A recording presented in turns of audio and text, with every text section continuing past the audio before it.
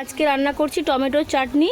এখন হট করে খুব গরম পড়ে গেছে বলে সবারই একটু শরীর খারাপ আমাদের বাড়ির, তো তাই আজকে প্লেন ডাল করেছে মা, মুসুরির ডাল, আর এখানে আমি টমেটোর চাটনি করছি।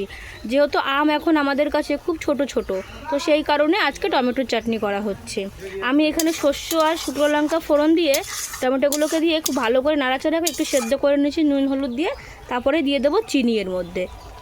অনেকেই আছে সোমবারেতে পাঁচফোড়ন দেয়, কিন্তু সর্ষে ফোড়ন দিয়ে করলে পরে এর স্বাদ আরও বেশি ভালো হয়।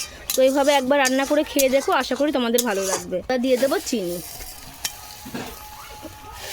চিনিটাকে দিয়ে খুব ভালো করে নাড়িয়ে চাড়িয়ে 2 মিনিট জাল দিয়ে নামিয়ে নেব। তো দেখো চাটনি হয়ে গেছে, এবার আমি নামিয়ে নেবো। কেমন লাগছে কালারটা দেখে অবশ্যই কমেন্ট করে জানি। এই দেখো,